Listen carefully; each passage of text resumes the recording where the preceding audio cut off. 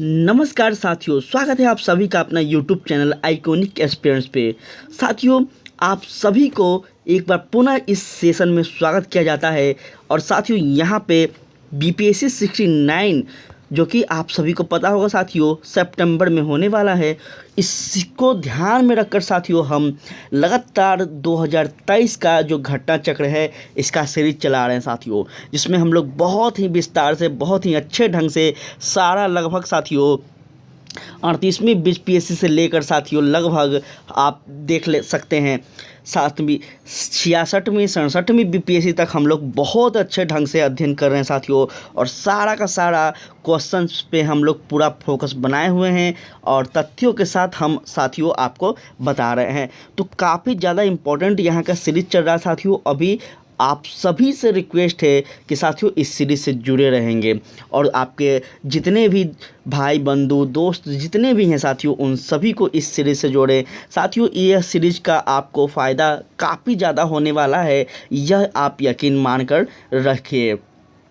आपने कुछ भी नहीं पढ़ा है साथियों, फिर भी इससे आपको बहुत ही ज़्यादा फ़ायदा होने वाला है साथियों, क्योंकि लगभग आप यहाँ पे देख सकते हैं साथियों 1992 से लेकर 2022 तक के जितने भी प्रश्न हैं साथियों बीपीएससी में पूछे गए, इन सारे प्रश्नों का यहाँ पे श्रृंखलाबद्ध रखा गया है साथियों। और यह काफ़ी इम्पोर्टेंट है, ठीक है साथियों, जिसमें हम लोग आधुनिक भारत के इतिहास का अध्ययन कर रहे थे और लगभग साथियों समाप्त होने को है।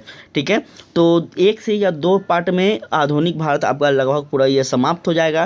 तो चलिए साथियों, हम लोग कल जहाँ तक क्वेश्चंस का अध्ययन किए थे उसके बाद हम लोग स्टार्ट करते हैं आज।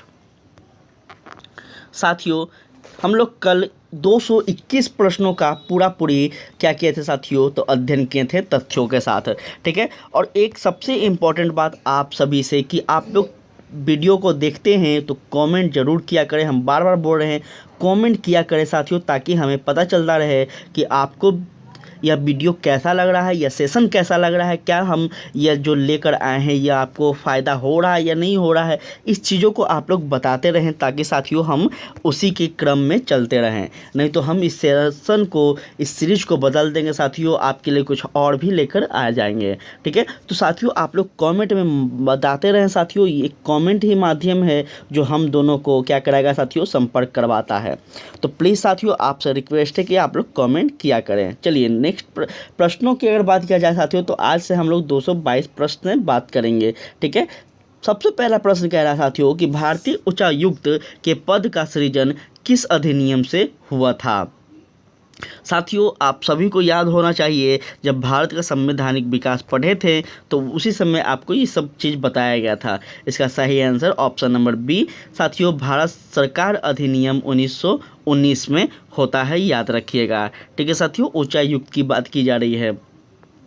थोड़ा सा तथ्यों पे ध्यान देते हैं तो साथियों यहाँ पे थोड़ा तथ्य को देखिएगा। भारत सरकार अधिनियम 1919 में भारत सचिव के कार्यभार को कम करने के लिए साथियों एक भारतीय उच्चायुक्त की नियुक्ति की गई थी, याद रखिएगा इस कथन को। इसका कार्य भारत सरकार के लिए अस्त्र शस्त्र और अन्य सामान खरीदना, ठेका देना, व्यापारी हितों को देखना और साथियों इंग्लैंड में पढ़ने वाले भारतीय विद्यार्थी की देखभाल करना था। ठीक है, और उच्चायुक्त और उसके सहायकों के वेतन का व्यय भारत के कहाँ से ज़्यादा था साथियों, तो भारत के साधनों में से मिलता था, याद रखिएगा, काफ़ी ज़्यादा इम्पोर्टेंट है।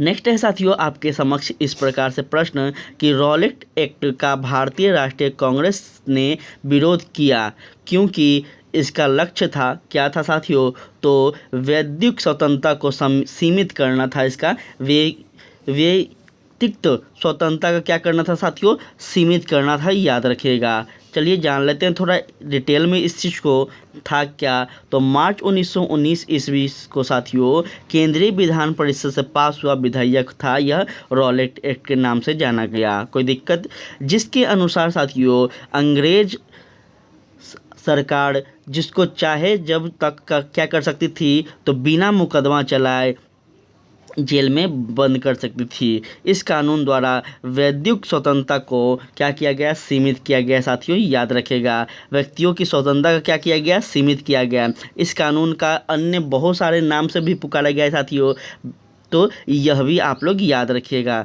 ठीक है, चलिए नेक्स्ट कह रहा है साथियों कि जालियांवाला बाग नरसंहार किस गांधीवादी सत्याग्रह के संबंध में हुआ था। क्या वो स्वदेशी सत्याग्रह था, रॉलेट सत्याग्रह था साथियों, या फिर कुछ और था, देख लेते हैं यहाँ पे। या फिर साथियों बारडोली था, या फिर व्यक्तिगत सत्याग्रह था। तो साथियों इसका सही आंसर हो जाएगा आपका क्या, इसका सही आंसर हो जाएगा रॉलेट सत्याग्रह। साथियों याद रखेंगे। ठीक है, यहाँ पे आप देख सकते हैं साथियों रॉलेट सत्याग्रह, ऑप्शन नंबर बी। चलिए जान लेते हैं थोड़ा सा इसके बारे में भी, तो ध्यान दीजिएगा यहाँ पे।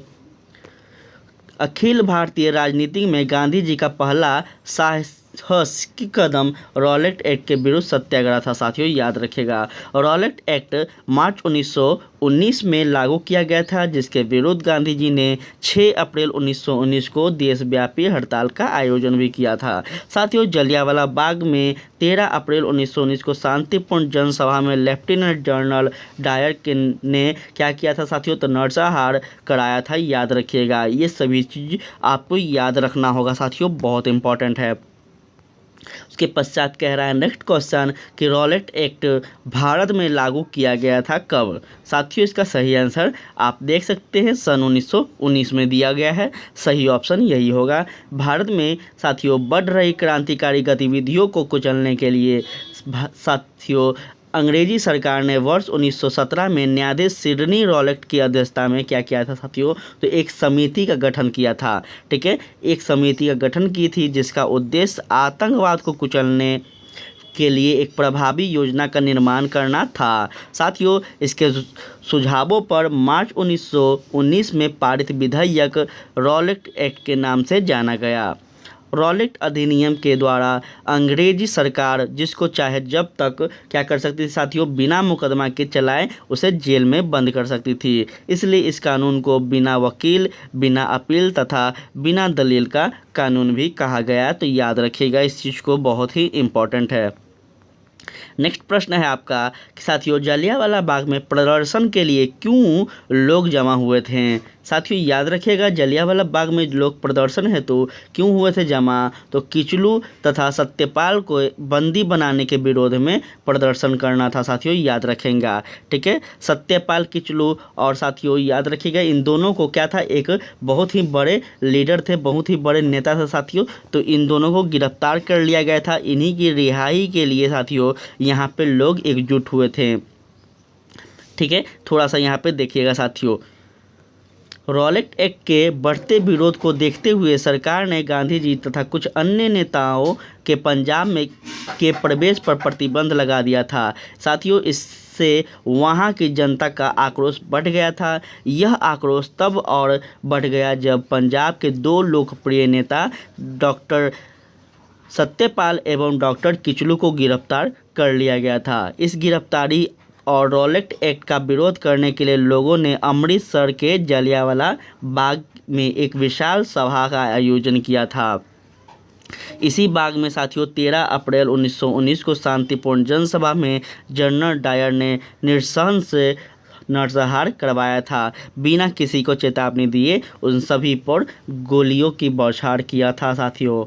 चलिए उसके पश्चात नेक्स्ट प्रश्न है कि रविंद्रनाथ टैगोर ने अपनी नाइटहुड उपाधि किस कारण से त्याग दी। साथियों याद रखेंगे यहाँ पे option number C, Jallianwala Bagh हत्याकांड के कारण साथियों नाइटहुड की उपाधि रविंद्रनाथ टैगोर ने त्याग दी थी। और सिर्फ रविंद्रनाथ टैगोर ही नहीं साथियों, बहुत सारे ऐसे व्यक्ति थे जिसने इस कांड से बहुत ही आहत हुए और वो अपने अपने उपाधि को भी त्याग दिए थे। साथियों ध्यान दीजिएगा 13 अप्रैल 1919 को जलियांवाला बाग नरसंहार की हृदय विदारक घटना के बाद रविंद्रनाथ टैगोर ने ब्रिटिश सरकार द्वारा प्रदान की गई नाइटहुड की उपाधि लौटा दी थी। टैगोर ने कहा, समय आ गया है जब सम्मान के तमने अपमान के बेतु को संदर्भ संदर्भ में हमारे कलंक को सुस्पष्ट कर देते हैं। साथियों, जहाँ तक मेरा प्रश्न है, मैं सभी विशेष उपाधियों से रहित होकर अपने देशवासियों के साथ खड़ा होने जाना चाहता हूँ। यह कथन किनका था? तो याद रखिएगा, रविंद्रनाथ टैगोर का था। साथियों, नेक्स्ट प्रश्न है कि लंदन में 13 मार्च 1940 को सर माइकल ओ डायर को गोली से मारा गया था। साथियों, याद रखिएगा इसका सही कथन ऑप्शन नंबर डी आपका उधम सिंह हो जाएगा। साथियों, उधम सिंह ने ही साथियों जलियांवाला बाग हत्याकांड का बदला लेने जाते हैं लंदन में, याद रखिएगा। चलिए जान लेते हैं थोड़ा सा डिटेल इनके बारे में।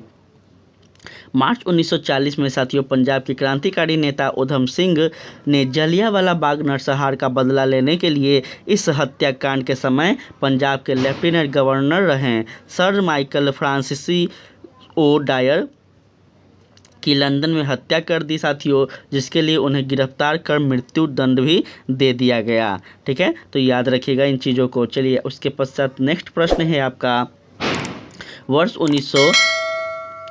1919 भारतीय इतिहास से संबंधित है। साथियों, 1919 वर्ष भारतीय इतिहास से किस कारण संबंधित है? तो याद रखिएगा साथियों, आपका जलियांवाला बाग त्रासदी से संबंधित है। ठीक है, चलिए थोड़ा सा जान लेते हैं। वैसे हम लोग जान चुके हैं इस चीज़ को।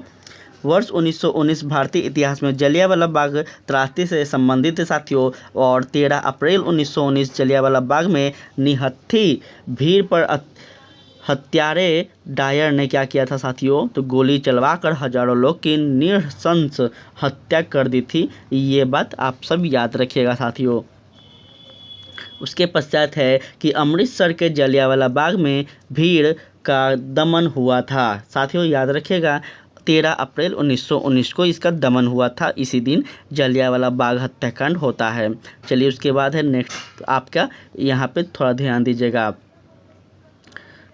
जलियांवाला बाग हत्याकांड के लिए जिम्मेदार जनरल डायर को निम्न में से किसे मार डाला? साथियों, याद रखिएगा उधम सिंह ने मार डाला, याद रखिएगा। ठीक है, चलिए जान लेते हैं थोड़ा सा उधम सिंह के बारे में। वैसे जान चुके हैं हम लोग, फिर भी देख लीजिएगा। मार्च 1940 में साथियों पंजाब के क्रांतिकारी नेता उधम सिंह ने जलियांवाला नरसंहार का बदला लेने के लिए इस हत्याकांड के समय पंजाब के लेफ्टिनेंट गवर्नर रहे sir Michael Francis O Dyer की लंदन में हत्या कर दी, जिसके बदले में उनको गिरफ्तार कर मृत्यु दंड दे दिया गया, याद रखिएगा। साथियों, नेक्स्ट कह रहा है आपका, किसने खिलाफत आंदोलन को हिंदू और मुसलमान की एकता के एक दूसरे अवसर के रूप में देखा, जो 100 वर्षों में भी पुनः प्रस्तुत नहीं होगा? यह बात किसने देखा साथियों? किसका कथन था? याद रखिएगा महात्मा गांधी द्वारा यह कथन था, याद रखिएगा साथियों, इम्पॉर्टेंट है। चलिए जान लेते हैं थोड़ा सा डिटेल में।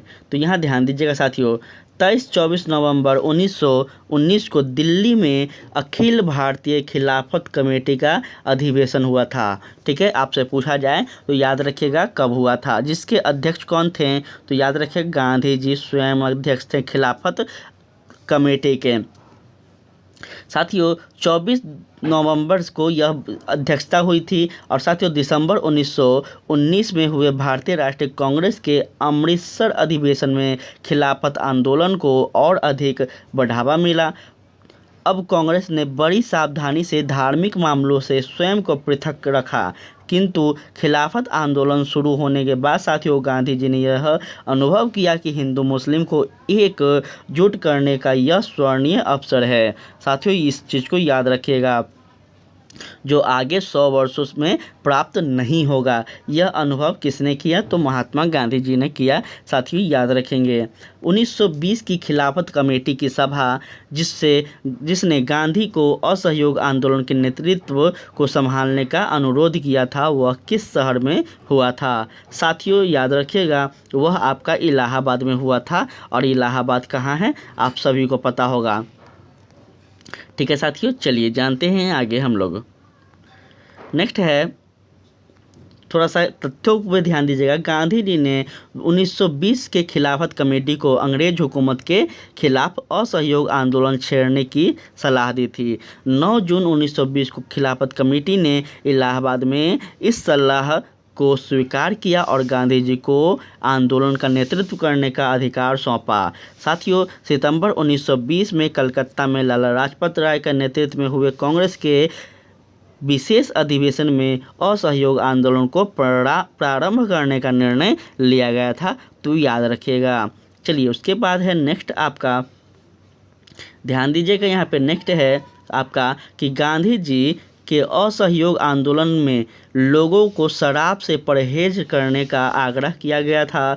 फलस्वरूप सरकार के राजस्व में भारी कमी आई थी। एक प्रदेश की सरकार ने लोगों को फिर से शराब पीने के प्रेरित करने के लिए साथियों प्रमुख व्यक्तियों की एक सूची प्रसारित की थी जो शराब पीते थे। उस प्रदेश का नाम बताइए। साथियों, याद रखिएगा, उस प्रदेश का नाम आपसे पूछा जा रहा है, तो काफ़ी बहुत ही डिटेल में यह क्वेश्चन है साथियों, और इस क्वेश्चन को टिक लगाने के लिए, इस क्वेश्चन को सही करने के लिए डेप्थ में पढ़ना भी जरूरी होगा। साथियों, थोड़ा सा यहाँ पे ऑप्शन नंबर क्या हो जाएगा आपका, बिहार हो जाएगा। याद रखिएगा साथियों, ये क्या हो जाएगा, ऑप्शन नंबर बी। चलिए जान लेते हैं थोड़ा इनके बारे में साथियों, तो ध्यान दीजिएगा।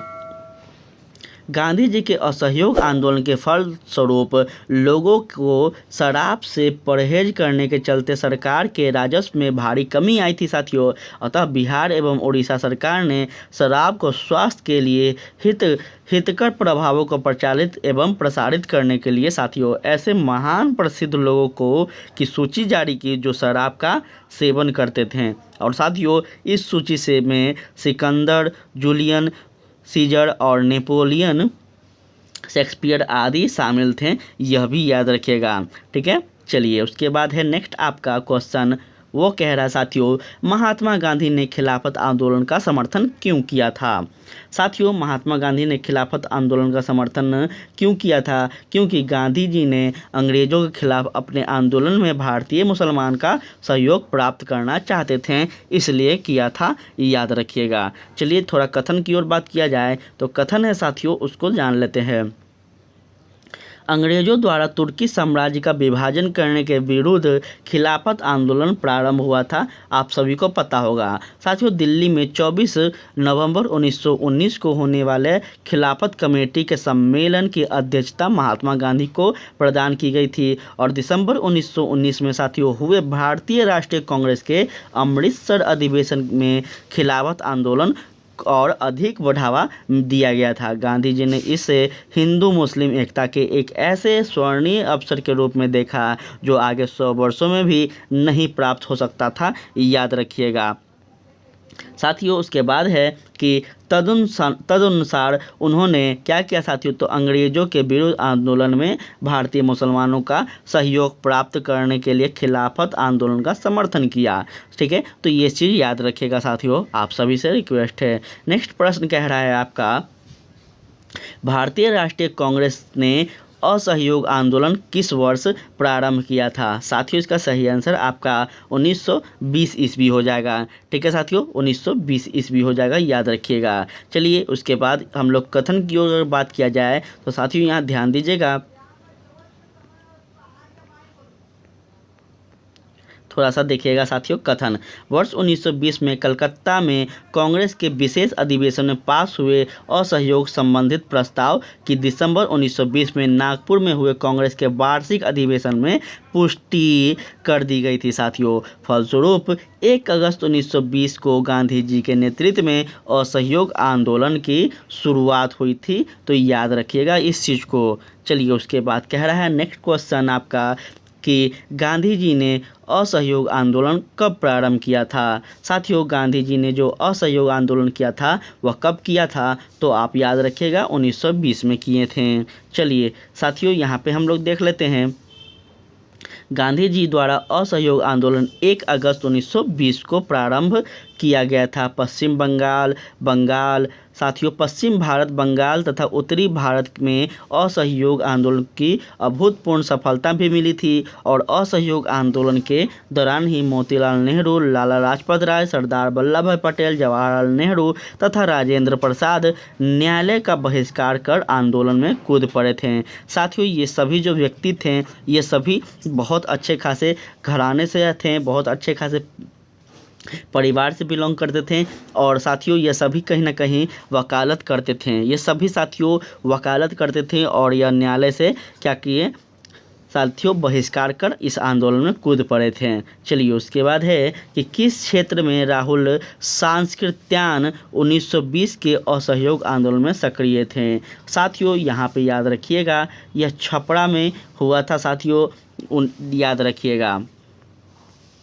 राहुल सांस्कृत्यान जो कि साथियों संस्कृत्यान ने अपनी शिक्षा बनारस से पूर्ण की थी, याद रखिएगा। ठीक है, वर्ष 1912 में साधु बन गए थे और अपना नाम बाबा रामोदर दास रख दिए थे। तो आपसे यह भी पूछा जाएगा कि बाबा रामोदर दास नाम किसका है, तो याद रखना होगा साथियों राहुल सांस्कृत्यान का ही है।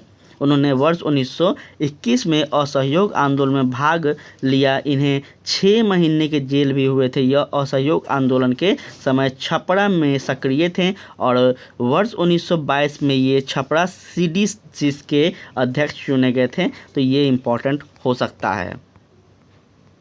उसके बाद है नेक्स्ट क्वेश्चन, किस घटना के बाद महात्मा गांधी ने असहयोग आंदोलन को अपनी हिमालय जैसी भूल बताई थी। बहुत बड़ी बात है और ये याद रखिएगा चौरी चौरा कांड जो होता है आप सभी को पता होना चाहिए कांड के बारे में, थोड़ा सा यहाँ पे ध्यान दीजिएगा। चौरी चौरा उत्तर प्रदेश में गोरखपुर के पास एक कस्बा है साथियों, याद रखिएगा एक कस्बा का नाम है, एक जगह का नाम है जहाँ पे ये कांड होती है और इसे को चौरी चौरा का नाम दिया जाता है, जहां 4 फरवरी 1922 को आंदोलनकारियों की भीड़ ने ब्रिटिश सरकार की एक पुलिस चौकी को आग लगा दी थी, जिससे 23 पुलिस कर्मचारी जिंदा जलकर मर गए थे और गांधी जी ने इस घटना की निंदा की तथा असहयोग आंदोलन की स्थगित कर दिया और गांधी जी ने इस घटना को हिमालय जैसी भूल की संज्ञा भी दी है साथियों, तो याद रखिएगा। नेक्स्ट है आपका असहयोग आंदोलन के दौरान किसने पटना कॉलेज छोड़ा जबकि उसकी परीक्षा के केवल 20 दिन ही बचे थे। और साथियों इसका सही आंसर आपका जयप्रकाश नारायण हो जाएगा, याद रखिएगा बहुत ही इम्पोर्टेंट है क्वेश्चन। बिहार के सारण से के सिताब दियारा में साथियों जन्मे स्वतंत्रता सेनानी जयप्रकाश नारायण ने असहयोग आंदोलन के दौरान पटना कॉलेज छोड़ा जबकि उनकी परीक्षा के केवल 20 दिन बचे हुए थे। तो याद रखिएगा बहुत इंपॉर्टेंट है साथियों। इसके पश्चात उन्होंने कांग्रेस द्वारा संचालित बिहार विद्यापीठ में प्रवेश लिया था, यह भी याद रखिएगा आप लोग, याद बहुत इंपॉर्टेंट है। चलिए नेक्स्ट है कि 1921 के मोपला आंदोलन की जो शाखा थी वो कौन थी, तो खिलाफत आंदोलन थी साथियों, याद रखिएगा। चलिए नेक्स्ट हम लोग जान लेते हैं थोड़ा सा कथन को।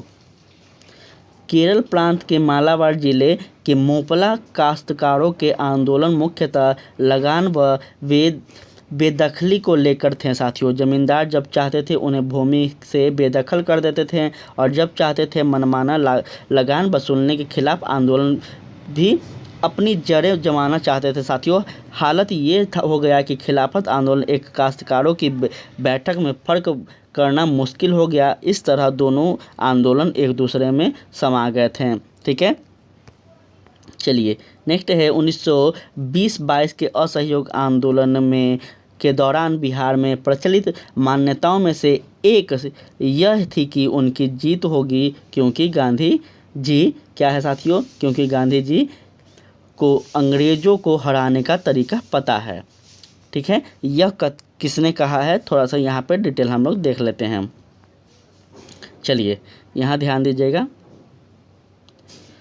हाँ, गांधी जी ने वर्ष 1918 ईस्वी में गुजरात के अहमदाबाद में मिले मजदूरों की हड़ताल का सफल नेतृत्व किया और वर्ष 1920 में उनके द्वारा ब्रिटिश सरकार के साथ अहिंसक असहयोग में न सिर्फ वस्तुओं बल्कि भारत में अंग्रेज़ों द्वारा संचालित या उनकी मदद से चल रहे संस्थाओं जैसे विधायिका, न्यायपालिका, कार्यपालिका या स्कूल का बहिष्कार भी शामिल था। इस कार्यक्रम ने देश में जोश फूंक दिया और विदेश शासन का फदा काट दिया साथियों। गांधी ने हिंदू और मुसलमानों को भी एक साथ मंच पर ले आया। और साथियों याद रखेंगे, गांधी जी का एक महानतम क्या था, महान मानव के रूप में उदय हुआ। उनके कृत्यों के फलस्वरूप अंग्रेजी शासकों में भय उत्पन्न हो गया। और साथियों इसका कारण क्या था, तो बिहार के लोगों में विश्वास। सबसे इम्पोर्टेंट बात है, याद रखिएगा। चलिए नेक्स्ट क्वेश्चन है साथियों, ध्यान दीजिएगा। शराबबंदी आंदोलन 1922 किसके नेतृत्व में प्रारंभ किया गया था? साथियों इसका सही आंसर सरदार वल्लभ भाई पटेल हो जाएगा, याद रखिएगा। थोड़ा जान लेते हैं तथ्यों को। तो साथियों गुजरात के सूरत जिले में स्थित बारडोली वर्ष 1928 के बाद राजनीतिक गतिविधियों का केंद्र बन गया था। ठीक है साथियों, इस बारडोली सत्याग्रह के समय में साथियों सरदार पटेल को सरदार की उपाधि दी जाती, यह भी याद रखिएगा। बारडोली के मेड़ता बंधुओं कल्याणजीत और कुंवरजीत, याद रखिएगा साथियों, तथा दयालजी देसाई ने किसानों के समर्थन में वर्ष 1928 से आंदोलन चलाया था साथियों। और बाद में इसका नेतृत्व सरदार वल्लभ भाई पटेल ने किया था।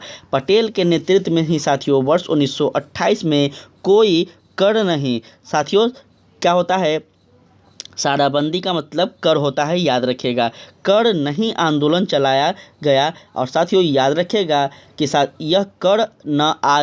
यह कर अदायगी का आंदोलन गांधी जी असहयोग आंदोलन के दौरान वर्ष 1922 में साथियों बारडोली से लेकर कहाँ तक गए थे, तो बारडोली से चलाने का विचार बनाया था। लेकिन चौरी चौरा की घटना के कारण साथियों यह योजना स्थगित कर दी गई। और साथियों बिहार लोक सेवा आयोग ने त्रुटिवश शराबबंदी आंदोलन क्या किया साथियों की तिथि वर्ष 1928 के स्थान पर 1922 माना है। तो साथियों जो गलत है यह भी आप लोग याद रखिएगा।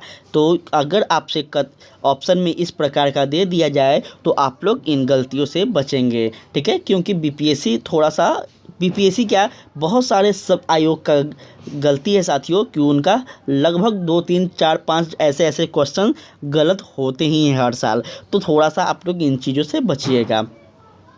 चलिए उसके बाद कह रहा है आपका नेक्स्ट प्रश्न, 1921 का मोपला विद्रोह कहाँ हुआ था? साथियों अभी जस्ट हम लोग ये देख लिए वो केरल में हुआ था। तो इसको हम लोग आगे बढ़ जाते हैं, ठीक है, उसके बारे में हम लोग देख चुके थे। चलिए किस घटना के कारण गांधी जी ने असहयोग आंदोलन वापस लिया था? साथियों याद रखिएगा वह आपका चौरी चौरा कांड हो जाएगा। काकोरी कांड साथियों कल हम आपको बताए थे काकोरी कांड क्या था, ठीक है। और मुजफ्फरपुर कांड भी आपको कल ही बताए थे, कल ही पढ़ाए थे। और जलियांवाला बाग तो आपको पता ही है, ठीक। तो याद रखिएगा इन चीज़ों को, सब कुछ डिटेल में आपको बताया जा रहा है यहाँ पे। साथियों 4 फरवरी 1922 को हुए चौरी चौरा कांड से शुद्ध होकर महात्मा गांधी ने असहयोग आंदोलन वापस ले लिया था। याद रखिएगा 12 फरवरी 1922 को बारडोली में हुए कांग्रेस की बैठक में आंदोलन को स्थगित करने का निर्णय महात्मा गांधी की द्वारा लिया गया था। साथियों आंदोलन समाप्त करने के अपने निर्णय के बारे में गांधी जी ने यंग इंडिया में लिखा कि आंदोलन हिंसक होने के बजाय बचाने के लिए मैं हर एक अपमान और एक यंत्रपूर्ण बहिष्कार, यहाँ तक कि मैं क्या कहता साथियों मौत भी सहने को तैयार हूँ, यह कहते हैं साथियों, याद रखिएगा महात्मा गांधी। चलिए उसके बाद है नेक्स्ट आपका कि असहयोग आंदोलन के स्थगन संबंधित घटनाओं का सही क्रम इंगित करें। साथियों इसमें कौन सा सही क्रम हो जाएगा? तो ध्यान दीजिएगा ऑप्शन नंबर क्या हो जाएगा, ए हो जाएगा। ऑप्शन ए क्या है, तो चौरी चौरा में मुस्लिम गोलीकांड हुआ था जी। उसके बाद क्या हुआ था, तो उसके बाद हुआ था उग्र भीड़ द्वारा पुलिस थाना को जलाया गया था, 100% था। और नेक्स्ट था गांधी जी द्वारा आंदोलन को स्थगित करना। तो आपका ऑप्शन क्या हो जाएगा साथियों, ए सही हो जाएगा। गांधी जी की गिरफ्तारी हुई थी, तो याद रखिएगा यह सही कथन हो जाएगा। चलिए थोड़ा जान लेते हैं तथ्यों को। चलिए ध्यान दीजिएगा 4 फरवरी 1922 को चौरी चौरा में कांग्रेस और खिलाफत का एक जुलूस निकाला गया था। पुलिस वाले ने उनके साथ दुर्व्यवहार किया। परिणाम स्वरूप जुलूस में शामिल एक तथ्य ने पुलिस पर हमला बोल दिया। पुलिस ने गोली चलाई, फलतः भीड़ उत्तेजित होकर पुलिस पर हमला बोल दिया और सिपाही भागकर थाने में घुस गए, जो भीड़ ने थाने में आग लगा दी थी। इस घटना की खबर मिलते ही गांधी जी ने आंदोलन वापस लिया और 12 फरवरी 1922 को असहयोग आंदोलन समाप्त हो गया। आंदोलन की समाप्ति के बाद गांधी जी की स्थिति थोड़ी कमज़ोर हो गई थी, यह भी याद रखिएगा। उसके बाद सरकार ने इस स्थिति का फ़ायदा उठाकर 10 मार्च 1922 को उन्हें गिरफ्तार कर 6 वर्ष की सज़ा दी थी, याद रखिएगा। इस प्रकार विकल्प ए क्या हो गया, सही उत्तर हो जाएगा, याद रखेंगे। कह रहा है नेक्स्ट प्रश्न कि लॉर्ड सिन्हा ने 1921 में कहाँ के गवर्नर पद से त्यागपत्र दिया था। साथियों याद रखिएगा, बिहार और उड़ीसा के गवर्नर पद से त्यागपत्र दिया था, यह याद रखेंगे। चलिए जानते हैं थोड़ा इनके बारे में। तो साथियों सत्येंद्र प्रसन्नो सिन्हा का जन्म 24 मार्च 1863 को बंगाल के बीरभूम के रायपुर में हुआ था, याद रखिएगा। वह वर्ष 1908 में बंगाल के एडवोकेट जनरल नियुक्त होने के वाले प्रथम भारतीय थे। तो काफ़ी इम्पोर्टेंट है, वेरी वेरी इम्पोर्टेंट है, इसको आप लोग ध्यान रखिएगा, माइंड में बैठा लीजिए कि प्रथम एडवोकेट जनरल कौन थे भारत के, तो वह थे साथियों सत्येंद्र प्रसन्नो सिन्हा, याद रखिएगा। ठीक है साथियों, पहले भारतीय थे जिन्होंने वायसराय की काउंसिल में कानून सदस्य के रूप में शामिल हुए थे, यह भी आप याद रखिएगा। वर्ष 1920 में बिहार और उड़ीसा के गवर्नर नियुक्त हुए थे, जो प्रशासन में उच्च पद प्राप्त करने वाले प्रथम भारतीय थे। साथियों स्वास्थ्य कारणों से क्या हुआ था, उन्होंने वर्ष 1921 में अपने पद से इस्तीफा दिया और 4 मार्च 1928 को इनकी मृत्यु हो गई थी। उसके बाद नेक्स्ट है 1923 से 28 के काल में भारतीय राजनीति में क्रांतिकारी विधि की पुनरावृत्ति का कारण क्या था। तो साथियों याद रखिएगा, ऑप्शन नंबर बी इसका गांधी जी द्वारा असहयोग आंदोलन का स्थगन इसका सही आंसर हो जाएगा। चलिए थोड़ा सा इसके बारे में हम लोग जान लेते हैं। तो यहाँ पे ध्यान दीजिएगा साथियों, 1922 के बाद असहयोग आंदोलन के स्थगन और देश में किसी भी प्रकार की राजनीतिक गतिविधियों के अभाव से बहुत से क्षमतावाद राष्ट्रवादी युवाओं का मोह भंग हो गया। साथियों ये युवा गांधी के नेतृत्व में और अहिंसात्मक संघर्ष के राजनीति से भी असंतुष्ट थे और ये रूस, चीन, आयरलैंड, तुर्की, मिस्र आदि में कहीं भी होने वाली क्रांतिकारी आंदोलन और विद्रोह से अनुप्राणित होकर क्या किए साथियों, तो सिंहात्मक माध्यम से ब्रिटिश शासन को उखाड़ फेंकने के लिए प्रयासरत थे। इस कारण यह काल भारतीय राजनीति में क्रांतिकारी कार्यविधियों की पुनरावृत्ति का काल माना जाता है, ये याद रखिएगा।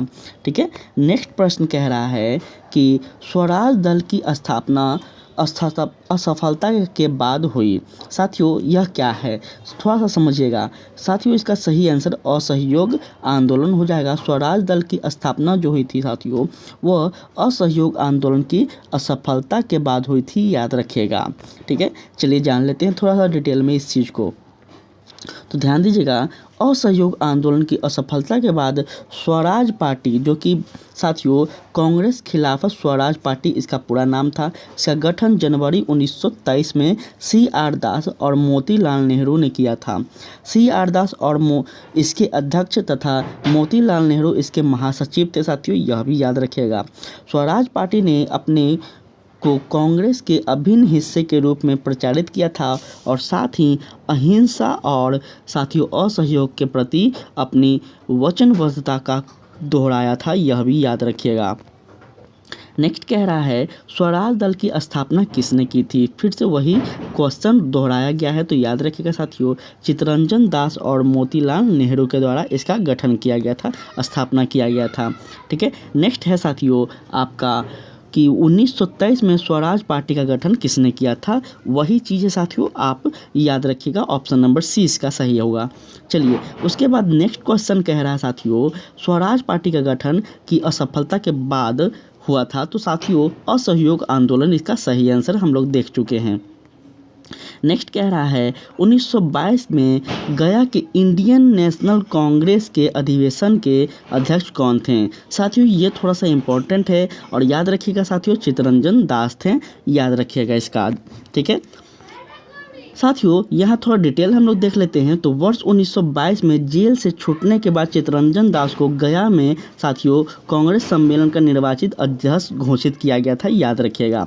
असहयोग आंदोलन की समाप्ति के बाद देशबंधु ने सभा प्रवेश कार्यक्रम के जरिए जैसे सभाओं के भीतर से असहयोग आंदोलन और साथियों भारतीय राजनीति को नया आयाम देने का प्रयास किया था। साथियों सी राजगोपालाचारी, वल्लभ भाई पटेल, डॉक्टर राजेंद्र प्रसाद, सी रंगा, आयंकर आदि नेताओं ने परिषद में प्रवेश करने की नीति का विरोध भी किया था, यह भी याद रखिएगा। उसके बाद है साथियों कि इस अधिवेशन में काउंसिलिंग में प्रवेश न लेने का प्रस्ताव पारित हुआ था। फलस्वरूप साथियों चित्तरंजन दास ने त्याग पत्र दिया था, यह सबसे इम्पोर्टेंट बात है। इसके उपरांत उन्होंने कांग्रेस के भीतर से स्वराज पार्टी की स्थापना की थी, तो यही वजह था साथियों, इस बात को भी आप लोग याद रखिएगा।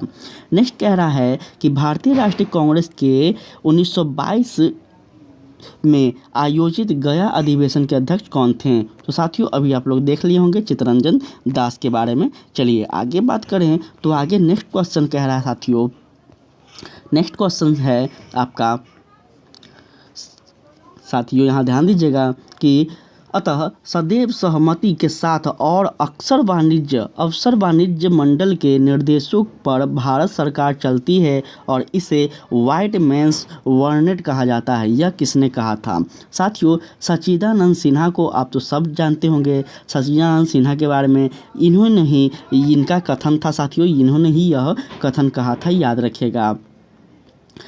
साथियों नेक्स्ट है साइमन कमीशन पहली बार भारत कब आई थी। तो याद रखिएगा साइमन कमीशन साथियों 1928 में भारत आती है, इस चीज़ को आप लोग याद रखिएगा।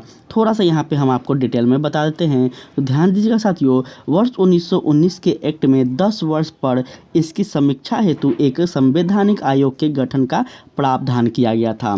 आयोग को यह देखना था कि साथियों यह अधिनियम व्यवहार में कहां तक सफल रहा तथा उत्तरदायी शासन की दिशा में कहां तक प्रगति करने की स्थिति में है। ठीक है, यह आयोग जो आया था इसका यह काम था। किंतु साथियों ब्रिटेन की कर्जेविट सरकार ने इसकी समीक्षा हेतु 2 वर्ष पूर्व 1927 में ही साइमन कमीशन की नियुक्ति कर दी थी और सर जॉन साइमन की अध्यक्षता में साथियों गठित इस कमीशन में कुल कितने सदस्य थे। तो 7 सदस्य थे, याद रखिएगा। इनमें सभी सदस्य अंग्रेज थे, इसलिए कांग्रेसी ने इसे श्वेत कमीशन कहकर विरोध किया था, यह भी याद रखिएगा, बहुत इंपॉर्टेंट है। साथियों साइमन कमीशन 3 फरवरी 1928 को बम्बई पहुंची थी, तो याद रखिएगा इसमें 2-3 चीज़ इंपॉर्टेंट है। एक साइमन कमीशन का अन्य नाम क्या है साथियों, तो श्वेत कमीशन। दूसरा इसमें कितने सदस्य थे, 7। यह भारत कब पहुंची थी, तो 3 फरवरी 1928 को। ठीक है साथियों, तो ये चीज़ याद रखिएगा। चलिए नेक्स्ट क्या कह रहा है साथियों, रिक्त स्थानों की पूर्ति कीजिए। नेहरू रिपोर्ट डैश की अध्यक्षता में एक कमेटी द्वारा तैयार किया गया था और इसका विषय था साथियों, इसका विषय क्या था, तो इसका विषय याद रखेंगे। ऑप्शन नंबर सी कह रहा है साथियों मोतीलाल नेहरू और भारत में संवैधानिक व्यवस्था को तैयार करना इसका विषय था। ठीक है साथियों, चलिए जान लेते हैं थोड़ा सा इसके बारे में हम लोग। तो साथियों यहाँ ध्यान दीजिएगा, साइमन आयोग की नियुक्ति करने वाले अनुदारपंथी राज्य सचिव लॉर्ड विल्किंसन के अनुसार भारतीय लोग संवैधानिक सुधार के लिए ठोस प्रस्ताव बनाने में असमर्थ थे। ठीक है, उन्होंने कहा कि भारतीय ऐसा संविधान बनाने में असमर्थ हैं। किन्होंने कहा साथियों, तो याद रखिएगा इनके बारे में, इन्हीं के कहने पर साथियों अपना भारत का संविधान कहीं ना कहीं बनता है। कहीं ना कहीं यहाँ से यह पता चलता है साथियों कि हम पर कोई उंगली उठाता है तो हम उसे हल्के में ना ले ले। कोई व्यक्ति हमें अगर कमज़ोर समझ रहा है तो उसके चैलेंज को हमें और एक्सेप्ट करना चाहिए, उसके बातों को हमें एक्सेप्ट करना चाहिए और उसके द्वारा जो आलोचना की गई है उस पे हमें खरा उतरना चाहिए। और यही साथियों भारत के क्रांतिकारियों ने, भारत के लोगों ने किया साथियों, और कहने पर भारत का संविधान का निर्माण करने में जुट गए। ठीक है साथियों, जिसको सभी भारतीयों का व्यापक राजनीतिक समर्थन प्राप्त हुआ और इस चुनौती को साथियों भारतीयों द्वारा स्वीकार भी किया गया। इस साथियों एक योजना को अंतिम रूप देने के लिए फरवरी, मई और अगस्त 1928 में सर्वदलीय अधिवेशन आयोजित की गई थी। मोतीलाल नेहरू की अध्यक्षता में साथियों 8 सदस्यीय समिति ने अगस्त 1928 को साथियों प्रस्तावित संविधान का प्रारूप प्रस्तुत किया था। ठीक है साथियों, इसे अगस्त प्रस्ताव के नाम से भी जाना जाता है। इसको मोतीलाल नेहरू के नाम से या फिर साथियों नेहरू रिपोर्ट के नाम से जाना जाता है। साथियों याद रखिएगा। साथियों मोतीलाल नेहरू ने इस रिपोर्ट के लेखक थे और इसमें सांप्रदायिकता आधार पर अलग अलग निर्वाचन मंडल की मांग को अस्वीकार किया था। यह भी याद रखिएगा, आपसे पूछा जाएगा साथियों कि 1928 के रिपोर्ट में, नेहरू रिपोर्ट में क्या क्या बात थी, तो याद रखिएगा। इस रिपोर्ट में साथियों डोमिनियन स्टेट की मांग की गई थी। इसके अतिरिक्त अन्य सिफारिश की गई थी, जैसे सब युवकों के लिए मताधिकार होना चाहिए, महिलाओं के लिए समान अधिकार, यूनियन मतलब संगठन बनाने की स्वतंत्रता और धर्म का हर प्रकार से राज्य से पृथककरण, इस सब मांग किए गए थे साथियों। याद रखिएगा 1928 के एक्ट में, 1928 के साथियों रिपोर्ट में। ठीक है, नेक्स्ट है आपका कि पूर्ण स्वराज का प्रस्ताव लाहौर कांग्रेस में पारित किया गया था साथियों, तो याद रखिएगा 1929 में। ठीक है, चलिए जान लेते हैं थोड़ा सा। तो कांग्रेस के कलकत्ता अधिवेशन में ब्रिटेन सरकार को यह अल्टीमेट दिया गया था कि वह वर्ष के अंत में नेहरू रिपोर्ट स्वीकार कर ले या कांग्रेस द्वारा प्रारंभ किए जाने वाले जन आंदोलन का सामना करे। ठीक है साथियों, यह किसको चुनौती दिया गया था, किसको बताया गया था, तो ब्रिटेन सरकार को बताया गया था। ठीक है, तो याद रखिएगा इस बात को। उसके पश्चात है साथियों कि निर्धारित समय सीमा में सरकार द्वारा कोई निश्चित उत्तर न मिलने की स्थिति में दिसंबर 1929 में पंडित जवाहरलाल नेहरू की अध्यक्षता में साथियों कांग्रेस का ऐतिहासिक लाहौर अधिवेशन होता है, जिसमें पंडित जवाहरलाल नेहरू ने पूर्ण स्वराज का लक्ष्य रखा था। याद रखिएगा साथियों, पूर्ण स्वराज का क्या करते हैं, लक्ष्य को घोषित करते हैं। जैसे ही 31 दिसंबर 1929 को मध्य रात्रि का घंटा बजता है साथियों, वैसे ही क्या होता है, तो वैसे ही साथियों कांग्रेस अध्यक्ष पंडित जवाहरलाल नेहरू ने लाहौर में रावी नदी के तट पर साथियों भारतीय स्वतंत्रता का झंडा फहराया था। तो याद रखिएगा सबसे पहले अपना भारतीय स्वतंत्रता का झंडा इसी समय फहराया गया था साथियों। ठीक है, कांग्रेस कार्य समिति द्वारा 2 जनवरी 1929 को अपनी बैठक में यह निर्णय लिया गया कि 26 जनवरी 1929 को क्या किया जाएगा साथियों, तो दिन के पूर्ण स्वराज दिवस के रूप में मनाया जाएगा। साथियों इसी वजह से 26 जनवरी को प्रत्येक वर्ष पूर्ण स्वाधीनता दिवस के रूप में मनाया जाता है। तो यह भी आप सभी याद रखेंगे, कई लोगों को ये चीज़ नहीं पता होगा और कई को पता भी होगा। उसके पश्चात है साथियों नेक्स्ट क्वेश्चन आपका कि 1929 ईस्वी में साथियों लाहौर में आयोजित भारतीय राष्ट्रीय कांग्रेस के अधिवेशन का अध्यक्ष कौन थे। साथियों इसका सही आंसर हो जाएगा आपका जवाहरलाल नेहरू, जो कि अभी जस्ट हम लोग देख चुके हैं। नेक्स्ट कह रहा है साथियों कि भारतीय राष्ट्रीय कांग्रेस द्वारा किस दिन को पूर्ण स्वराज दिवस घोषित किया गया था। साथियों याद रखेंगे इसका सही आंसर हो जाएगा आपका 26/1/1930 को साथियों। ठीक है, चलिए नेक्स्ट कह रहा है साथियों, नेक्स्ट क्वेश्चन हम लोग देख लेते हैं कि 1929 के कांग्रेस अधिवेशन में पूर्ण स्वराज का पता किसने उठाया था साथियों। तो याद रखिएगा किसने पताका उठाया था साथियों, तो सबसे इम्पोर्टेंट साथियों इसका पंडित जवाहरलाल नेहरू ने सबसे पहले उठाया था, याद रखिएगा। ठीक है, बहुत ही इम्पोर्टेंट ये सेगमेंट है, इसलिए आप लोग याद रखेंगे इस चीज़ों को। नेक्स्ट कह रहा है समाजवाद का समर्थन कौन था और 1933 में ब्रिटिश शासन देसी राज्य जमींदार और पूंजीवादी को उखाड़ फेंकने चाहते थे कौन थे साथियों? तो याद रखिएगा जवाहरलाल नेहरू ही थे। ठीक है, ये सब याद रखिएगा, बहुत ही इंपॉर्टेंट सेगमेंट है, थोड़ा सा यहाँ ध्यान दीजिएगा और भी कुछ समझा देते हैं आपको। तो जवाहरलाल नेहरू समाजवाद के समर्थक थे साथियों, याद रखिएगा। वह किसके समर्थक थे? समाजवाद के समर्थक थे। नेहरू वर्ष 1933 में ब्रिटिश शासन देसी राज्य व जमींदारवाद पूंजीवाद को उखाड़कर फेंकना चाहते थे साथियों। नेहरू का समाजवाद सोवियत संघ साथियों के समाजवाद से प्रभावित था, बहुत इंपॉर्टेंट है। और उन्होंने नवंबर 1927 में सोवियत संघ की यात्रा भी की थी साथियों, तो यह चीज़ आप लोग याद रखेंगे। ठीक है, उसके पश्चात है कि किसने 1921 में पहली बार पूर्ण स्वतंत्रता की मांग को उठाया था? सबसे पहली बार पूर्ण स्वतंत्रता। अब देखिए, अब यहाँ पे पूर्ण स्वराज की मांग की जा रही थी, अब साथियों यहाँ पे पूर्ण स्वतंत्रता की बात आ रही है।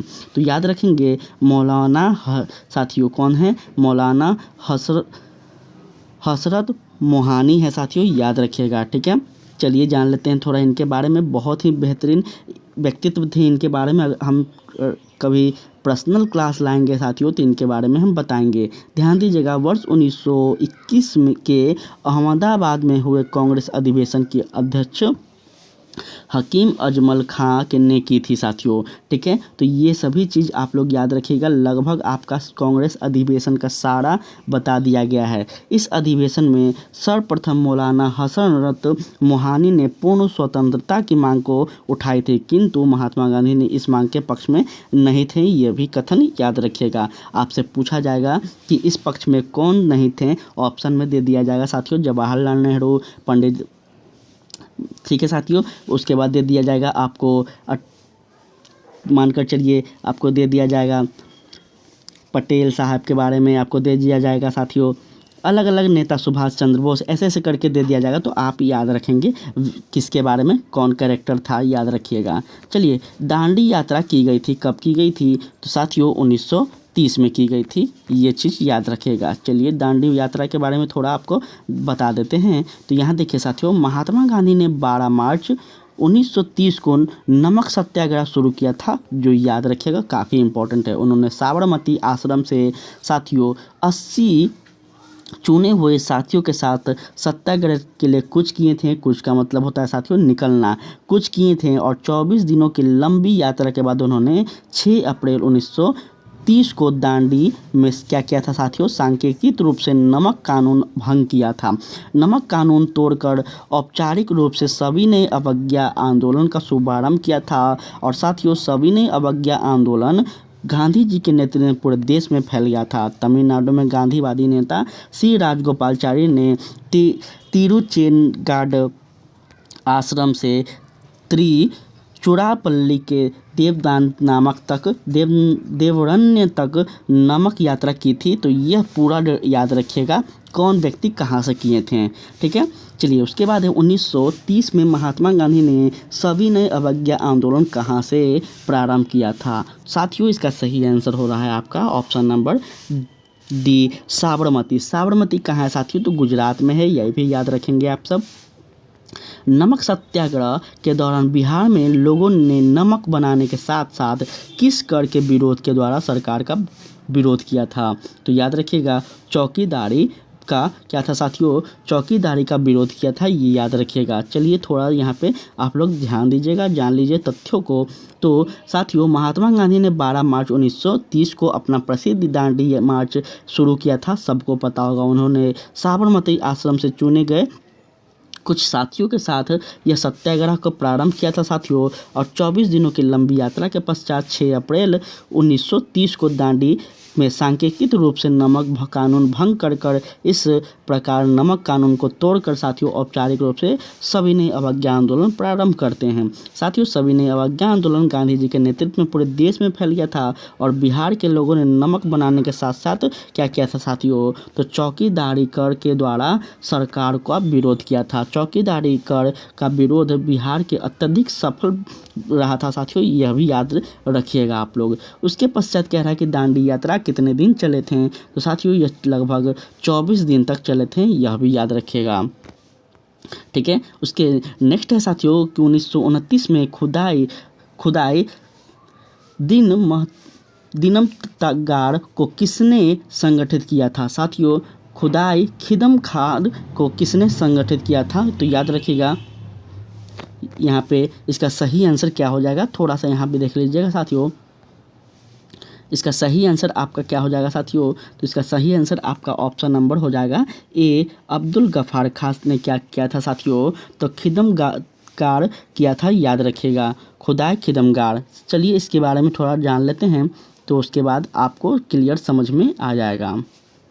देखिए, उत्तर पश्चिम सीमांत प्रांत में खान अब्दुल गफ्फार खान के नेतृत्व में खुदाई खिदमतगार नामक स्वयंसेवक संगठन स्थापित किया गया था। तो साथियों यह एक प्रकार का संगठन है जो कि आपको बहुत ही कम क्या मतलब ना कि बराबर ही आपको देखने को मिलेगा साथियों। जब आप मॉडर्न हिस्ट्री का बुक पढ़ोगे तो लगभग ना के बराबर आपको देखने को मिलेगा, क्योंकि हम 2-3 अलग अलग पब्लिकेशन का बुक पढ़े हैं, फिर भी हमको ये चीज़ नहीं देखने को मिला, इसलिए अभी हम भी थोड़ा सा सोच में पड़ गए थे। ठीक है, चलिए, इन्होंने लाल कुर्ती रेड शर्ट के नाम से भी जाना था साथियों, जाना जाता है। लाल कुर्ती संगठन ने पठानों के राष्ट्रीय एकता का नारा बुलंद किया था और अंग्रेजों से स्वतंत्रता के लिए ब्रिटेन उपनिवेशवाद के विरुद्ध आंदोलन संगठित किया था। साथियों श्रमजीवियों की हालत में सुधार की मांग की गई थी। और साथियों जब अन्य प्रांतों में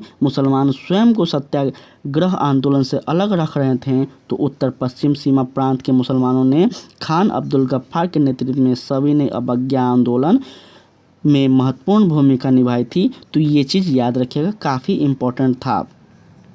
साथियों बेगूसराय के चौकीदार के विरुद्ध आंदोलन एक हिस्सा था, वह था साथियों आप सविनय अवज्ञा आंदोलन, याद रखिएगा। ठीक है, चलिए यहाँ पे ध्यान दीजिएगा। तो ये सविनय अवज्ञा आंदोलन के बारे में साथियों हम लोग डिटेल में देख चुके हैं।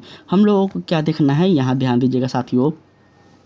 दिसंबर 1930 में सविनय अवज्ञा आंदोलन के दौरान उत्तरी बिहार के सारण जिले में बिहोर नामक स्थान पर साथियों चौकीदारी टैक्स के विरोध में प्रदर्शन हुआ। कहाँ पे हुआ, पूरा डिटेल बताया जा रहा है। उत्तरी बिहार के सारण जिला, सारण अभी कहाँ है साथियों? तो आप सभी को पता होगा, गंगा ऊपर साथियों, गंगा ऊपर पटना है और उस पर सारण साथियों, हाजीपुर, छपरा ये सभी लगा हुआ है। तो ठीक है, सारण के कहाँ हुआ था? बिहोर नामक स्थान पर हुआ था। साथियों प्रदर्शनकारियों ने बंदूक से 27 बार छर्रे दागे और परवाह नहीं किए। साथियों याद रखिएगा, अगले महीने बेगूसराय जो कि मुंगेर जिला में स्वतंत्रता दिवस के रूप में एकत्रित भीड़ में भारी संख्या में ग्रामवासी आकर सम्मिलित हो गए और उपमंडल अधिकारी को एक गड्ढे में खदेड़ दिया। साथियों 146 बार गोलीबारी की जाने के बाद ही वे सर्विसेज हुए, याद रखेंगे इस चीज़ को, काफ़ी इम्पोर्टेंट है। उसके पश्चात कह रहा है नेक्स्ट प्रश्न आपका कि सविनय अवज्ञा आंदोलन की असफलता के बाद गांधी जी ने महत्व दिया, क्या दिया वो? तो याद रखिएगा साथियों, रचनात्मक कार्यक्रम का महत्व दिया था, याद रखिएगा। साथियों सविनय अवज्ञा आंदोलन की असफलता के बाद गांधी जी ने रचनात्मक कार्यक्रम का महत्व दिया था। तो वेरी इंपॉर्टेंट हो सकता है, याद रखिएगा, आपसे पूछा जाएगा। अक्टूबर 1934 में गांधी ने अपना पूरा समय क्या दिया था? तो हरिजन उद्यान में लगाने के लिए सक्रिय राजनीति से स्वयं को हटाने का निश्चय किया था। परंतु साथियों याद रखिएगा, सितंबर 1932 में गांधी जी ने हरिजन कल्याण हेतु अखिल भारतीय छुआछूत विरोधी लागू की थी, यह भी याद रखिएगा, आपसे पूछा जाएगा। हरिजन नामक साप्ताहिक पत्र का प्रकाशन भी इन्होंने किया था। तो ये सभी चीज़ आप लोग याद रखेंगे। उसके बाद है नेक्स्ट प्रश्न आपका, कह रहा है साथियों निम्नलिखित में से किस भारतीय नेता ने लंदन में प्रथम गोलमेज कॉन्फ्रेंस में भाग लिया था? साथियों ये सही आंसर हो जाएगा आपका मौलाना मोहम्मद अली, इसका सही आंसर हो जाएगा।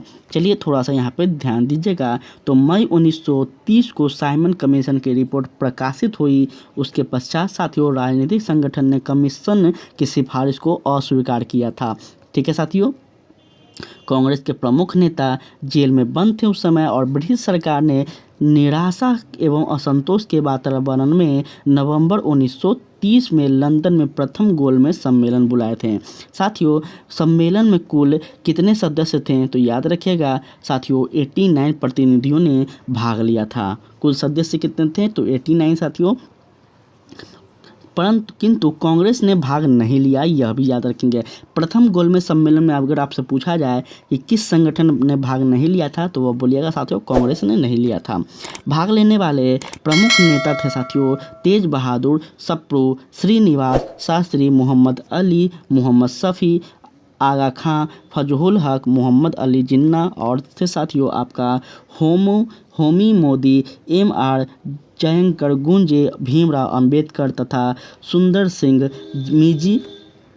मजी मिठिया आदि, ये सभी थे साथियों, याद रखिएगा। ठीक है, तीनों गोलमेज सम्मेलन में किसने भाग लिया था? साथियों, तीनों गोलमेज सम्मेलन में भाग लेने वाला एक व्यक्ति थे, वो थे साथियों BR अम्बेडकर, ये भी आप लोग याद रखेंगे।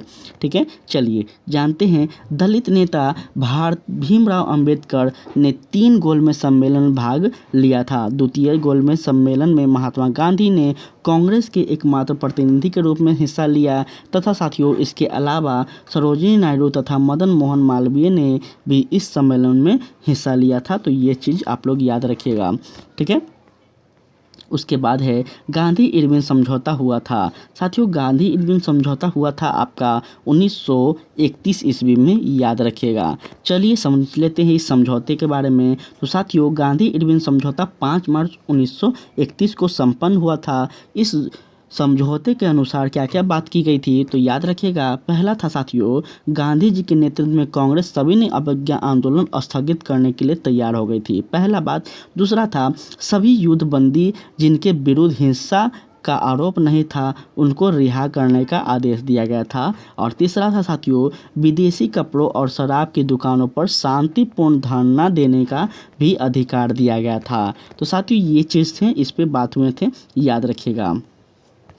उसके बाद है नेक्स्ट आपका जो है साथियों, कुछ और भी बात किए गए थे, उस पर ध्यान दीजिएगा। तो नेक्स्ट था साथियों, चौथा बात, समुद्री तटीय प्रदेशों में बिना नमक कर दिए नमक बनाने की अनुमति मिली थी। और पांचवा जो अंतिम था साथियों, कांग्रेस द्वितीय गोलमेज सम्मेलन में भाग लेने के लिए तैयार हो गई, परंतु इस समझौते ने जनता को निराश किया, क्योंकि साथियों भगत सिंह, सुखदेव एवं राजगुरु को फांसी न दिए जाने पर की जनता ने मांग की थी और इसमें सम्मिलित नहीं किया गया। यह बात थोड़ा सा निराशाजनक था साथियों, और इस कारण से गांधी के थोड़ा सा आलोचना भी हुए थे साथियों। तो हम लोग जब मॉडर्न हिस्ट्री पढ़ेंगे तो डिटेल में इस पे बात करेंगे। वजह क्या था, क्यों गांधी जी ने इन तीनों के फांसी रोकने के लिए वकालत नहीं किए थे साथियों, इस पे हम लोग चर्चा करेंगे जब हम लोग मॉडर्न हिस्ट्री को विस्तार से पढ़ेंगे। चलिए, निम्न में से कौन सा गोलमेज सम्मेलन 1932 में हुआ था? साथियों याद रखिएगा, वह था आपका तीसरा गोलमेज सम्मेलन। कुल कितने गोलमेज सम्मेलन हुए? 3 हुए थे साथियों, याद रखेंगे। प्रथम गोलमेज सम्मेलन 12 नवंबर 1930 को हुआ था साथियों, और 13 जनवरी 1931 तक लंदन में आयोजित था, जिसमें भारतीय उदारवादी दल, मुस्लिम दल और साथियों हिंदू महासभा, दलित वर्ग, व्यापारी वर्ग तथा रजवाड़ी के प्रतिनिधि ने भाग लिया था, किंतु कांग्रेस ने इसमें सम्मिलित नहीं हुआ था, याद रखिएगा। दूसरा गोलमेज सम्मेलन जो कि लंदन में 7 सितंबर 1931 से साथियों 1 दिसंबर 1931 तक चलता है, इसमें कांग्रेस के एकमात्र प्रतिनिधि के रूप में गांधी जी ने हिस्सा लिया था। वहीं तीसरी गोलमेज सम्मेलन साथियों लंदन में 17 नवंबर 1932 से 24 दिसंबर 1932 तक चलता है, और कांग्रेस ने इस सम्मेलन का बहिष्कार किया था। तो ये तीनों गोलमेज सम्मेलन आप लोग याद रखिएगा। चलिए, उसके बाद कह रहा है कि भारतीय राष्ट्रीय कांग्रेस ने किस गोलमेज सम्मेलन में भाग नहीं लिया था? तो याद रखिएगा, अभी जस्ट आपको बता दिया गया है, वह प्रथम था। और कौन था और क्या था? तो वह आपका हो जाएगा साथियों, भाग नहीं लिया था बोल रहा है, तो इसमें से उपयुक्त में से कोई नहीं, या फिर उपयुक्त में से एक से अधिक हो जाएगा, क्योंकि वह प्रथम भी हो जाएगा और द्वितीय भी हो जाएगा साथियों, इसलिए याद रखिएगा। चलिए थोड़ा सा ध्यान दीजिएगा यहाँ पे, ठीक है साथियों, याद रखिएगा वह प्रथम हो जाएगा, ठीक है। तो द्वितीय नहीं होगा, द्वितीय में उन्होंने भाग लिया था और तीसरा में भी भाग लिए थे, प्रथम सिर्फ होगा। तो इसमें से उपयुक्त में से एक से अधिक ई सही हो जाएगा, ठीक है साथियों, याद रखिएगा। इसमें थोड़ा सा हम भी डाउट हो रहे हैं, तो आप लोग देखिएगा, फिर से हम बता देंगे बाद में। चलिए नेक्स्ट प्रश्न कह रहा है, द्वितीय गोलमेज सम्मेलन किस प्रश्न पर असफल रहा। द्वितीय गोलमेज जो सम्मेलन था वह क्या था साथियों, तो वह आपका सांप्रदायिकता प्रतिनिधित्व के रूप में था, इसलिए यह क्या हो गया, असफल हो गया साथियों। और इसी समय क्या होते हैं, महात्मा गांधी अनशन पर बैठ जाते हैं, उनको मनाना पड़ जाता है कि साथियों, अंबेडकर को मनाना पड़ जाता है, भीमराव अंबेडकर को मनाना पड़ जाता है, तो ये चीज़ याद रखिएगा।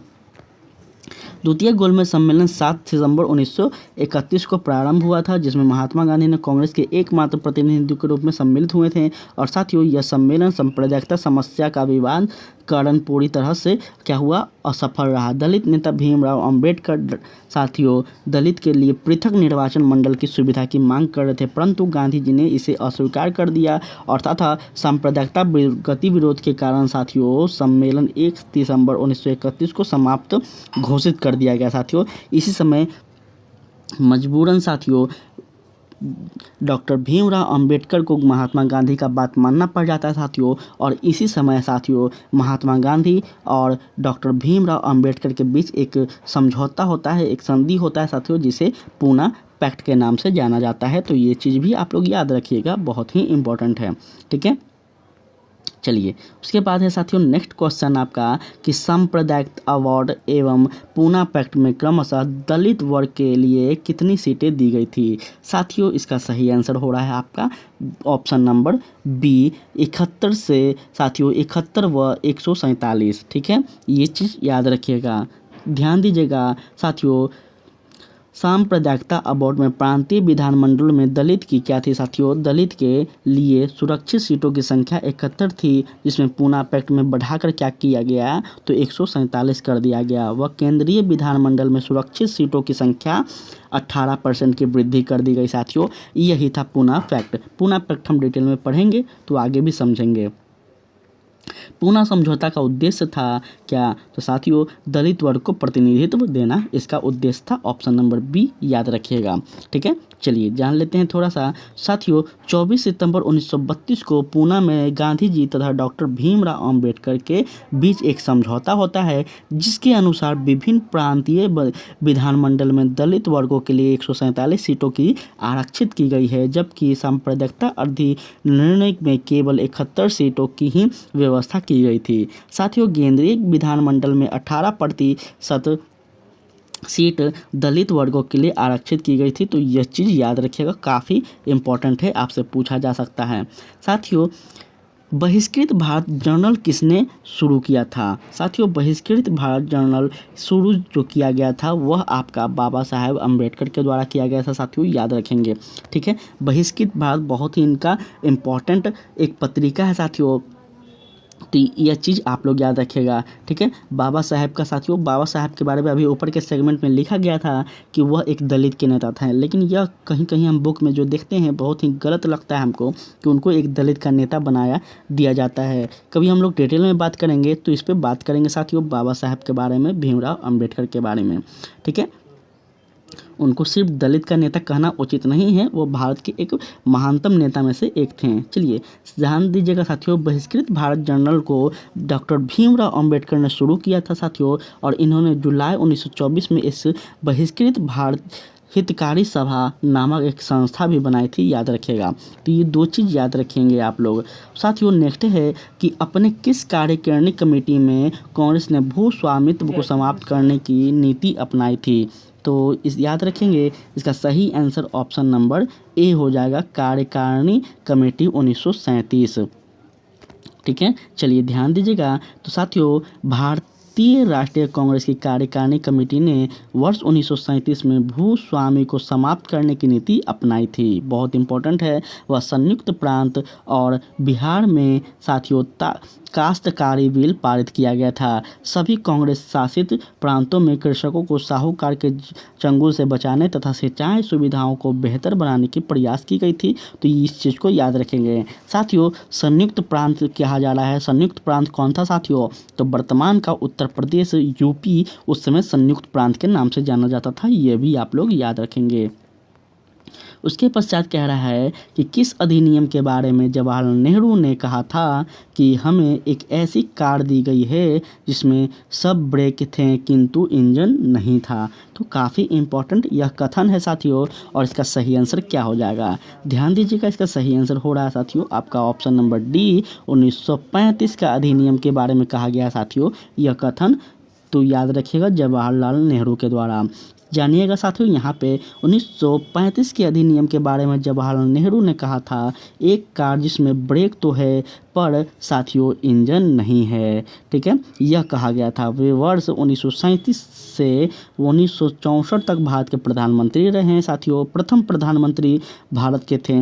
वे पंचशील की प्रेरणा तथा गुटनिरपेक्षता पर विश्वास रखते थे। ये भी चीज़ आप लोग याद रखेंगे साथियों। फरवरी 1938 में बिहार की चुनी हुई सरकार ने किस कारण वश इस्तीफा दिया था साथियों, इसका सही आंसर क्या होगा, तो ध्यान दीजिएगा। इसका राजनीतिक बंदियों को छेड़ना साथियों इसका सही आंसर होगा। थोड़ा सा यहाँ पे डिटेल में हम लोग बात कर लेते हैं तो ज़्यादा आपको समझ में आएगा। देखिए, वर्ष 1935 के भारत सरकार अधिनियम के आधार पर साथियों फरवरी 1937 में प्रांतीय विधानमंडल के चुनाव हुए थे। सबको पता होगा। जुलाई 1937 के दौरान साथियों 6 प्रांतों में कांग्रेस ने अपने प्रतिनिधि मंडल गठित भी किए थे, और ये प्रांत थे मद्रास, बम्बई, मध्य प्रांत साथियों, उड़ीसा, बिहार और संयुक्त प्रांत। साथियों वर्ष 1937 के चुनाव में राजनीतिक कैदियों की रिहाई कांग्रेस के प्रमुख मुद्दे में से एक थे। उसके पश्चात कांग्रेस के विभिन्न राज्य की सरकारों ने राजनीतिक कैदियों को रिहा करने का प्रयास भी किया, परंतु साथियों राज्य के गवर्नर ने इस प्रयास का विरोध किया। यह भी आप लोग याद रखेंगे। तो उसके पश्चात परिणाम स्वरूप साथियों उत्तर प्रदेश तात्कालिक संयुक्त प्रांत एवं बिहार में की चुनी हुई कांग्रेसी सरकार ने फरवरी 1938 में त्याग पत्र दे दिया। तो ये इस चीज़ को याद रखिएगा, बहुत ही इम्पोर्टेंट कहीं ना कहीं ये चीज़ है साथियों, याद रखेंगे। उसके बाद कह रहा है आपका कि बिहार साथियों बिहार किसान सभा में से कौन जुड़ा था, बिहार किसान सभा से कौन जुड़ा था, तो ऑप्शन नंबर ई यहाँ पे बताया जा रहा है, अर्थात स्वामी सहजानंद सरस्वती कहा जा रहा है, या फिर साथियों क्या कार्यानंद शर्मा होंगे, राहुल सत्याग्रह होंगे, या फिर साथियों आप देख सकते हैं यदुनंद शर्मा होंगे, कौन होंगे। तो थोड़ा सा हम लोग यहाँ डिटेल में समझ लेते हैं फिर आपको क्लियर हो जाएगा। बिहार में किसान आंदोलन की शुरुआत स्वामी सहजानंद सरस्वती ने नेतृत्व में किए थे साथियों, ये इम्पोर्टेंट है। स्वामी सहजानंद सरस्वती ने वर्ष 1929 में बिहार किसान सभा की स्थापना की। इस सभा का विस्तार बिहार के गांव में करने में उन्हें कार्यवंत शर्मा, राहुल सत्याग्रह, पंचमसम्मा और नंदन शर्मा आदि वामपंथी नेताओं ने सहयोग किया था। इसलिए साथियों इसका आंसर ई दिया गया है, उपयुक्त में से एक से अधिक। ठीक है, तो चलिए नेक्स्ट प्रश्न की ओर बात किया जाए। तो नेक्स्ट प्रश्न है आपका साथियों, वह है आपका कांग्रेस सोशलिस्ट पार्टी की पहली बैठक हुई थी। तो याद रखेंगे वह पटना में हुई थी पहली बैठक। साथियों कांग्रेस सोशलिस्ट पार्टी की बैठक कब हुई थी, तो पटना में हुई थी। कब हुई थी साथियों, तो वर्ष 1934 में पटना में कांग्रेस महासमिति की बैठक के समय ही इस सदस्यों की एक अलग बैठक हुई जिसमें अखिल भारतीय समाजवादी दल की स्थापना व औपचारिक मान्यता दी गई थी। साथियों याद रखेंगे यह ना सिर्फ बीपीएससी के लिए है बल्कि बिहार दरोगा साथियों, बिहार सचिवालय या फिर बिहार के अन्य कोई भी एग्ज़ाम दे रहे हो सभी के लिए इम्पोर्टेंट है। और साथियों आपके जितने भी फ्रेंड हैं जो बिहार दरोगा भी जून में सुन रहे हैं साथियों, बिहार दरोगा आने वाला है तो जल्द ही यहाँ पे क्लास स्टार्ट होने वाला है बिहार दरोगा के लिए। तो आप सभी साथियों से रिक्वेस्ट करते हैं कि आपके जितने भी फ्रेंड सर्किल हैं जो बिहार दरोगा तैयारी करने वाले हैं उन सभी को इस चैनल के बारे में ज़रूर बताएं। उसके नेक्स्ट क्वेश्चन कह रहा साथियों अखिल भारतीय किसान कांग्रेस का गठन किया गया था। तो याद रखिएगा उसका क्या गया था साथियों, कब किया गया था, तो इसका 1936 में किया गया था। ठीक है, चलिए उसके बाद है साथियों नेक्स्ट, उससे पहले हम लोग थोड़ा कथन को जान लेते हैं। अप्रैल 1936 में लखनऊ में साथियों अखिल भारतीय किसान कांग्रेस की स्थापना की गई थी, सभा की स्थापना की जिसका नाम बदलकर अखिल भारतीय किसान सभा कर दिया गया। बिहार प्रांतीय किसान सभा के संस्थापक कौन थे, तो स्वामी सहजानंद सरस्वती थे और इनके अध्यक्ष और साथियों आंध्र के में किसान आंदोलन के अगुआ तथा कृषि क्षेत्र की समस्या के विद्वान एन.जी. रंगा इसके महासचिव चुने गए थे। ठीक है, तो इस चीज़ को याद रखिएगा। फैजपुर में कांग्रेस सत्र के साथ अखिल भारतीय किसान कांग्रेस का भी दूसरा सत्र चला था, जिसके अध्यक्ष ए.जी. रंगा ही थे। साथियों यह भी याद रखेंगे। चलिए नेक्स्ट कह रहा है कि 1936 में लखनऊ में अखिल भारतीय किसान सभा का प्रथम अध्यक्ष किसे चुना गया था। साथियों इसका सही आंसर आपके सामने इस प्रकार है, स्वामी सहजानंद सरस्वती। साथियों स्वामी सहजानंद एक ऐसे नेता थे, एक ऐसे हम लोग लीडर कह सकते हैं, एक ऐसे समाज सेवक थे साथियों, जो सिर्फ अगर आवाज़ उठाए हैं तो साथियों भारतीय किसानों के लिए आवाज़ उठाए हैं, यह बात सत्य है। इन्होंने सबसे अधिक अगर किसी के लिए बात उठाए हैं, जवाब उठाए हैं, सवाल उठाए हैं तो साथियों वह किसानों के हित में उठाए हैं, ये बात याद रखिएगा। वह कौन जगह थी जहां अखिल भारतीय किसान सभा का पहला अधिवेशन हुआ था, तो वह था साथियों लखनऊ। अभी जस्ट हम लोग ऊपर के सेक्शन में देख चुके हैं। ठीक है, चलिए नेक्स्ट कह रहा है, स्वामी सहजानंद सरस्वती ने भूमि और जल मार्ग के राष्ट्रीयकरण की मांग के साथ अखिल भारतीय संयुक्त किसान सभा का गठन किया था। तो इससे याद रखिएगा साथियों, उनकी मृत्यु से ठीक पहले किया गया था, याद रखिएगा। ठीक है, चलिए नेक्स्ट कह रहा है आपका, जो जान लेते हैं यहाँ पे, उससे पहले थोड़ा सा तथ्य को देखिएगा। तो साथियों अखिल भारतीय किसान सभा का गठन स्वामी सहजानंद सरस्वती करते हैं कब, 1936 में। साथियों 1949 में उनकी मृत्यु के समय पूर्व साथियों सहजानंद ने ऑल इंडियन यूनाइटेड किसान सभा का गठन किया था। इस संगठन की मूलभूत मांग क्या थी, तो भूमि, जलमार्ग, ऊर्जा और साथियों संपत्ति के सभी स्रोतों का राष्ट्रीयकरण करना इसका मांग था। ठीक है, उसके बाद कह रहा है भारत ट्रेड यूनियन कांग्रेस के पहले अध्यक्ष कौन थे। साथियों इसका सही आंसर लाला लाजपत राय हो जाएगा, याद रखिएगा।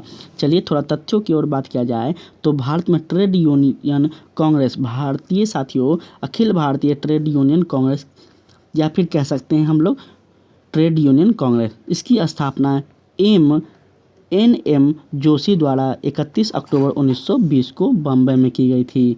साथियों इसका स्थापना का कारण क्या था, तो 1919 में अंतर्राष्ट्रीयकरण श्रम संगठन की स्थापना, और इसलिए साथियों भारतीय श्रमिक संगठनों ने आपस में संगठित होने का फैसला किया। इसके प्रथम अध्यक्ष लाला लाजपत राय थे तथा उपाध्यक्ष जोसेफ वेट टिस्टा थे साथियों, और महामंत्री दीवान चमन लाल थे। ठीक है, दीवान चमनलाल बजाज थे साथियों। इस संगठन का प्रथम विभाजन वर्ष 1929 के नागपुर अधिवेशन में हुआ था, यह भी कथन याद रखेगा। साथियों विभाजन के फलस्वरूप all India trade union federation की स्थापना की गई थी। इस समय जवाहरलाल नेहरू इसके अध्यक्ष चुने गए थे। ठीक है, चलिए नेक्स्ट कह रहा है आपका ट्रेड यूनियन कांग्रेस के क्रांतिकारी चरण का समय था, वह था साथियों आपका 1926 से 1939, याद रखिएगा। चलिए थोड़ा सा और बचा हुआ है, ध्यान दीजिएगा। ट्रेड यूनियन आंदोलन के क्रांतिकारी चरण का समय साथियों वर्ष 1926 से 1939 तक माना जाता है। इस दौरान M.N. राय, मुजफ्फर अहमद और श्रीपाद ए डांगे, कौशक उस्मानी आदि भारत में ट्रेड यूनियन आंदोलन के प्रमुख नेता थे। तो इस चीज़ को याद रखिएगा। ठीक है, चलिए आगे है, कांग्रेस सोशलिस्ट पार्टी की पहली बैठक पटना में हुई थी, वह कब हुई थी, तो याद रखिएगा 1934 में हुई थी। ठीक है, चलिए उसके पश्चात नेक्स्ट कह रहा है कि जयप्रकाश नारायण किस पार्टी से संबंधित थे, तो याद रखेंगे साथियों वह जो थे वह कांग्रेस समाजवादी पार्टी से संबंधित थे, जयप्रकाश नारायण। चलिए यहाँ ध्यान दीजिएगा साथियों, तो यहाँ कुछ उनके बारे में है, जान लीजिएगा। साथियों कांग्रेस समाजवादी पार्टी की स्थापना कब हुई थी, तो 1934 में हुई थी। कहाँ हुई थी, पटना में हुई थी। संस्थापक आचार्य नरेंद्र देव एवं जयप्रकाश नारायण दोनों व्यक्ति थे।